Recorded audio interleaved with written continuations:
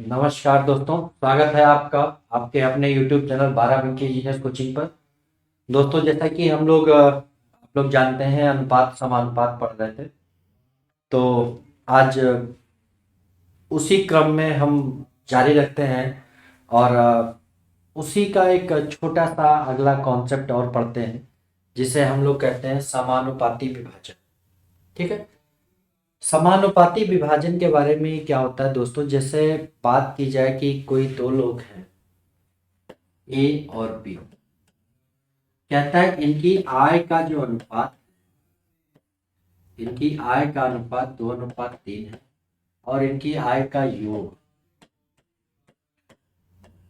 72,000।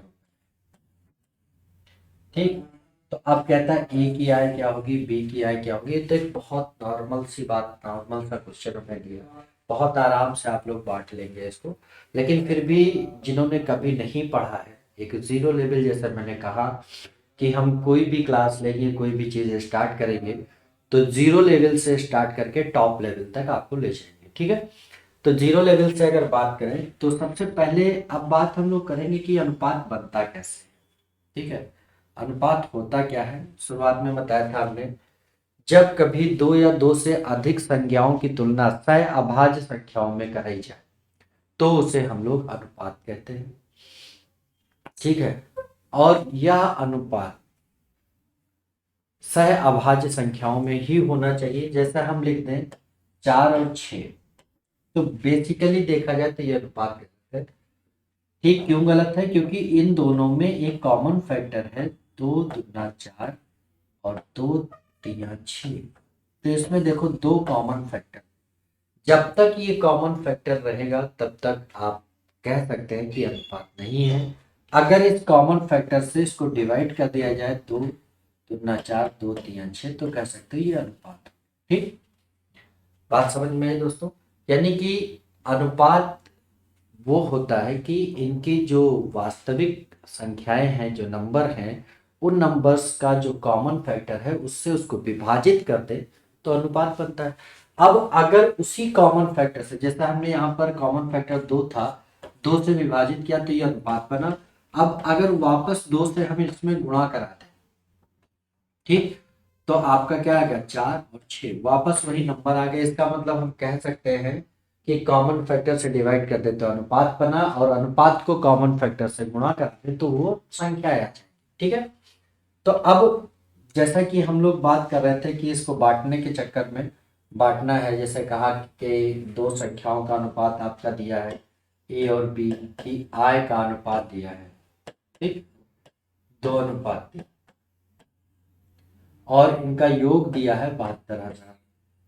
ठीक, आप कुछ नहीं करो, सीधे सीधे ये अनुपात है, मतलब निश्चित तौर पर कि इनकी आय जो भी रही होगी उसका एक कॉमन फैक्टर रहा होगा, और उस कॉमन फैक्टर से इसको विभाजित किया गया होगा, तब जाकर के ये अनुपात बना होगा।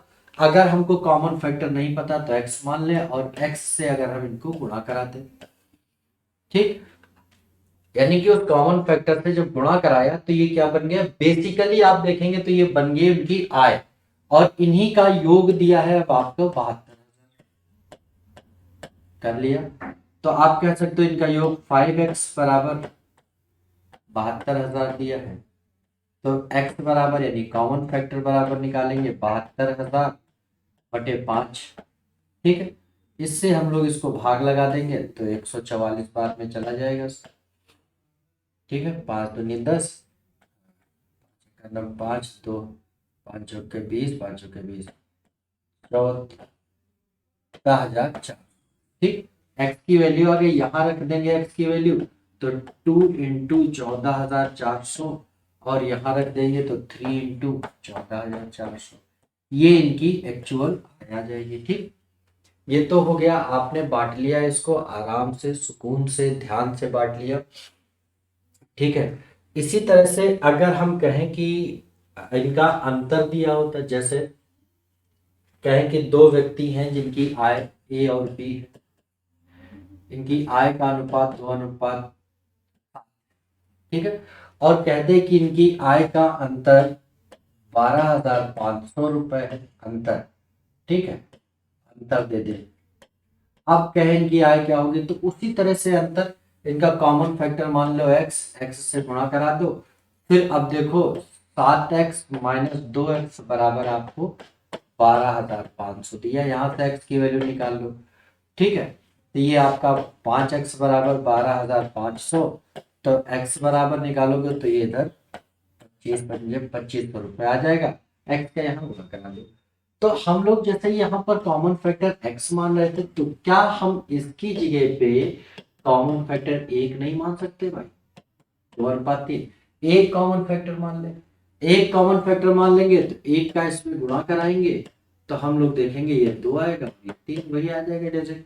अब इनका योग अगर 72,000 दिया था, 5 बराबर 72,000, ठीक। तो अब हमको क्या निकालना होगा, एक बराबर, क्योंकि इस बार हमने कॉमन फैक्टर क्या माना, जैसे पिछली बार यहाँ पे कॉमन फैक्टर हमने इसमें x माना था, ठीक है, पिछली बार हमने कॉमन फैक्टर x माना था तो x की वैल्यू निकाली थी।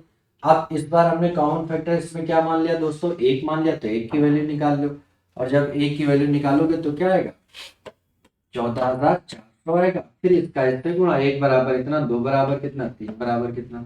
यही आप अंतर में भी कर सकते थे, जैसे अंतर दिया है a और b का, आपका 2:7, ठीक।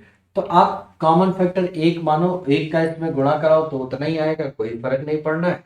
अब देखो इनका अंतर कितना है, 5, 5 बराबर आपको दिया था यहाँ पर 12,500, तो चूंकि हमने कॉमन फैक्टर 1 माना तो 1 बराबर निकालेंगे, आपको 2500 आएगा, 1 बराबर 2500, तो 2 बराबर 5,000, और 3 बराबर आपका 7 बराबर क्या हो जाएगा, 175, 17,500, ये 500 है भाई, ठीक है।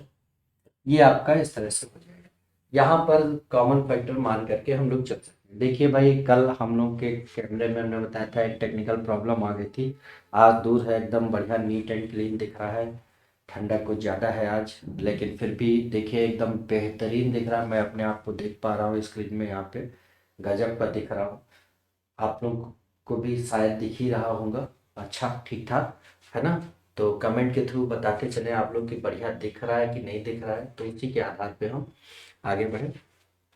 चलिए भाई, तो और आवाज़ वगैरह सब प्रॉपर वे में मिल रही है ये भी बताते चलिएगा, ठीक। अब देखिए इस कॉमन फैक्टर का उपयोग हमने एक करके देख लिया जब योग और अंतर था, ठीक। अगर यहीं पे दिया होता कि दो व्यक्ति ए और बी हैं जिनकी आय का अनुपात 2:3 है, और कहता है इनकी आय का गुणनफल 21,600 रुपए, गुणनफल इनकी आय का, तो इनकी आय क्या थी।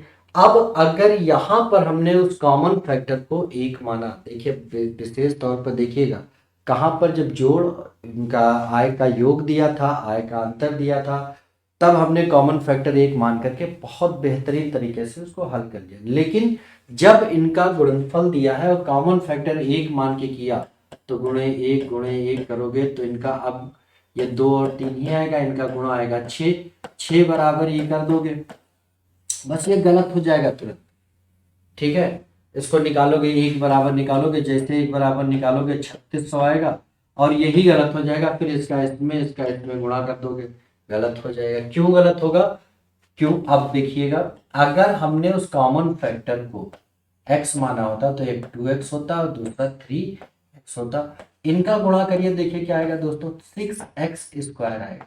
योग में तो आपका 5x ही आता, अंतर में 1x आता, लेकिन योग की बात करी तो हमारा योग में क्या आ गया दोस्तों, 6x², ये बराबर 21,600 था, तो इससे इसको कैंसिल करेंगे तो आपका 3600 आएगा। लेकिन अब अगर x बराबर निकालेंगे तो √3600 यानी 60 वैल्यू आएगी, x बराबर 60, तो यहाँ पर अब इसमें गुणा 60 का करना होगा, 1 बराबर 60 तो 2 बराबर 120, 3 बराबर 180, इनका गुणा आप करोगे तो आपका 21,600 आएगा, ठीक। मतलब कि जब कभी ये गुणा में दिए हो तो उस कॉमन फैक्टर को 1 ना मान करके x मान करके ही करना, ये हमने आपको बता दिया पहले ही। अब चलते हैं, अब एक बात दिक्कत और आती है कि अगर ये आपको प्रॉपर वे में अनुपात दिया था तो ठीक है, लेकिन कई बार अनुपात आपको प्रॉपर नहीं दिया रहता, जैसे कहते 2x बराबर 3y बराबर 4z। ठीक, ये कहते तीन व्यक्ति एक्स वाई जेड की आय का योग कुछ दिया है, योग मान लो कुछ भी दे दे, ठीक है।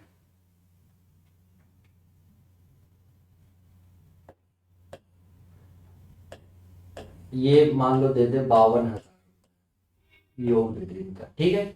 अब कहे कि इनको एक्स वाई जेड में इस प्रकार विभाजित करिए कि एक्स के भाग का 2 गुना, वाई के भाग का 3 गुना और जेड के भाग का 4 गुना आपस में बराबर।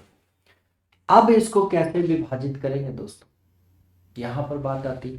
सबसे पहले आपको क्या करना होगा, यहां से x अनुपात y अनुपात z निकालना। कैसे निकालेंगे, आओ देखते हैं भाई। एक तो तरीका है, कुछ लोग बता देते हैं कि 2x बराबर 3y बराबर 4z कर लें, इसके बराबर एक कांस्टेंट k मान लें, तो 2x बराबर k, तो x बराबर क्या होगा k/2। ठीक, कर लेंगे। इसी तरह से y बराबर निकालोगे तो k/3, इसी तरह से z बराबर निकालोगे k/4। कोई आवश्यकता नहीं है इन सबको करने की, ठीक है। ये सिर्फ और सिर्फ गुमराह करने का तरीका है, प्रॉपर वे में हल करने का तरीका नहीं है। तो फिर अब क्या करेंगे भाई, कैसे करेंगे, ये बात भी तो मैटर करती है। चलो देखते हैं इसके लिए क्या कर सकते हैं। इसके लिए कर ये सकते हैं दोस्तों कि यहाँ पर अगर देखा जाए तो ये लिखा है बटे इतना, बटे एक सब में बटे एक लिखा है। ठीक, अगर हम इसको देखें 1/4 एक्स बराबर 1/5 वाई लिखा, ध्यान समझिएगा भाई, यहीं से पूरा कॉन्सेप्ट वाइज एक एक चीज मेंटेन करके बता करके चल रहे हैं, ठीक है।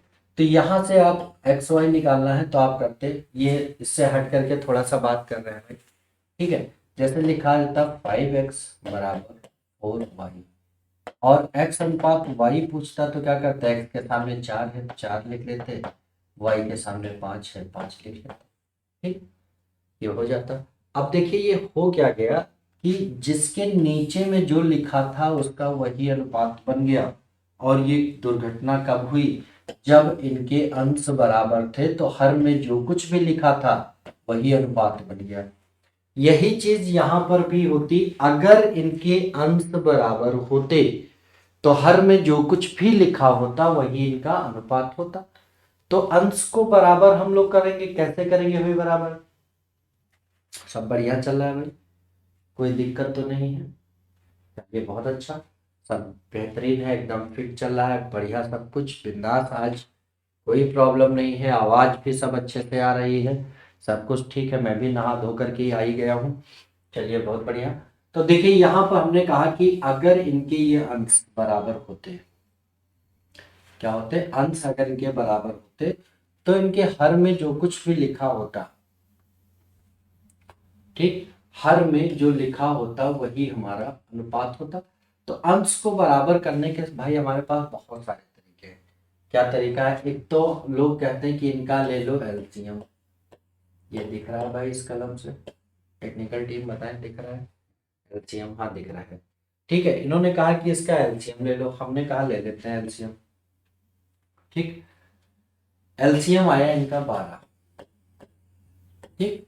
अब कहा इन सबको 12 कर दो, ठीक है। तो 12 करने के लिए करना क्या होगा भाई, देखो अगर इन सबको 12 करना है तो हम लोग को क्या करना होगा, यहां पर 12 करने के लिए क्या करेंगे, 6 से ऊपर नीचे गुणा करेंगे, ऊपर नीचे 6 से गुणा। यहाँ पर 12 करना है इसमें तो क्या करेंगे भाई, 4 से ऊपर नीचे गुणा, ठीक, कर दिया। यहाँ पे 12 करना है तो क्या करेंगे भाई, 3 से ऊपर नीचे गुणा, 3 से कर दिया, ठीक। अब देखिए ऊपर का बराबर था तो ये कैंसिल हो जाएगा, तो नीचे में जो लिखा है वही अनुपात हो जाएगा। नीचे में क्या लिखा है, 6 4 3, ये अनुपात हो गया। एक तो ये तरीका, ठीक। बहुत लोग कहते हैं एलसीएम लेकर के ऐसे कर लो, लेकिन भाई हमारे साथ एक प्रॉब्लम है, अगर हम एलसीएम लेकर के करेंगे और मान लीजिए कहीं ऐसे डिजिट आ जाते हैं जिनका एलसीएम निकालने में ही बुखार आ जाए, बुखार नहीं आए, बुखारें आ जाए बहुवचन में, तब क्या करेंगे भाई? हाँ, उस केस में हम लोग के पास और भी ऑप्शंस हैं, और भी तरीके हैं जिन पे हम लोग कर सकते हैं। जैसे क्या लिखा था भाई? 2x बराबर 3y बराबर 4z।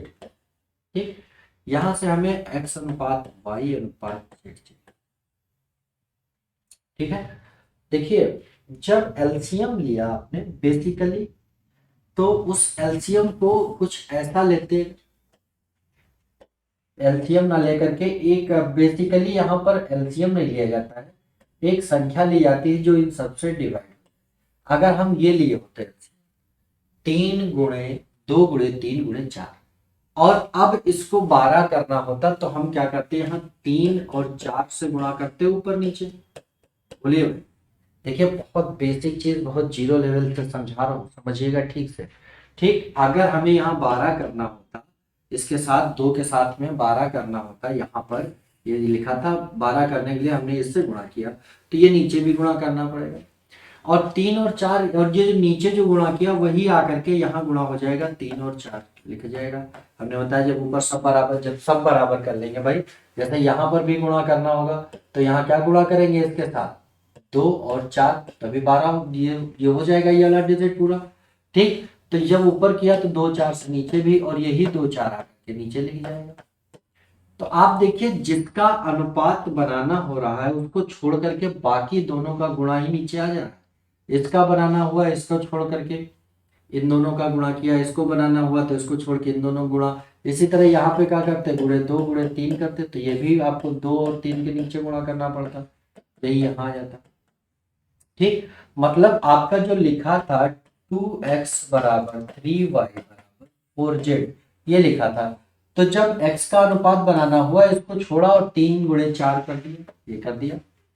इसको बनाना हुआ इसको छोड़ा, इनका गुणा कर दिया 2 × 4, इसको बनाना हुआ तो इनका गुणा 2 × 3 कर दिया। ठीक, अब यहाँ से जो कैंसिल हो रहा है उसको कर लो, ये कैंसिल हो रहा है, 3 दूनी 6, 4 दूनी 2 दूनी 4 और ये 3, यही आपका अनुपात इससे भी आ जाएगा। ठीक, देखिए यही अनुपात वहां भी निकल करके, जब आपने दुनिया भर की नौटंकी करी, एलसीएम लिया तभी 6 4 3 आया, नहीं किया तो भी 6 4 3 आ गया। ठीक है, चलिए एक और देख लेते हैं इसी तरह से, जैसे पहले वाले कॉन्सेप्ट पे चल रहा है अभी हम लोग। जैसे कहते हैं 5x बराबर 6y बराबर 8z। ठीक, हमें x अनुपात y अनुपात z बनाना है। ठीक है, तो क्या करेंगे? देखिए भाई, हम लोग क्या करेंगे कि इसका अनुपात बनाना है तो इसको छोड़ो, इन दोनों का गुणा कर लो, 6 और 8, बहुत आसान से। 6 का बनाना है, इसको छोड़ो, इन दोनों का गुणा करो, 5 × 8। इसका बनाना है, इसको छोड़ो, इन दोनों का गुणा करो, 6 × 5। अब इसमें जो कॉमन फैक्टर है उसको डिवाइड कर लेते हैं। ठीक, कॉमन फैक्टर क्या है हमारा? कॉमन फैक्टर है हमारा, देखिए जैसे 2 से डिवाइड हो रहा है 3 बार, 2 से 4 बार, 2 से 4 बार, अब नहीं डिवाइड होगा तो 6 चौके 24, 5 चौके 20, 5 या 15, ये हमारा अनुपात है। ठीक, क्लियर भाई? उम्मीद है आप लोगों को ये बात समझ आ गई होगी और बेहतरीन तरीके से आ गई होगी। ठीक, इसी पे एक दूसरा सवाल पूछा जाता है, दूसरी कंडीशन इसी में जैसे लगा दे, 1/2x बराबर 2/3y बराबर 3/4। अब कहता है कि इनका योग दिया है और इनको इस अनुपात में बांटिया, इनको बांटिया। जैसे कहता ए बी और सी की आय आय का योग इतना है, जिसमें ए के हिस्से का एक आधा भाग और वाई के हिस्से का 2/3, जेड के हिस्से का 3/4 भाग आपस में बराबर है। तो आपसे पूछा जाए कि इसमें एक्स और वाई और जेड के अलग अलग भाग क्या होंगे, इनके हिस्से क्या होंगे, तो क्या करेंगे आप? ठीक है, तो इस पे भी आपका कुछ इसी तरीके से है। ठीक है, तो हम लोग ये जो कॉन्सेप्ट है ये अगली क्लास में पढ़ेंगे। आज की क्लास यहीं तक रखते हैं।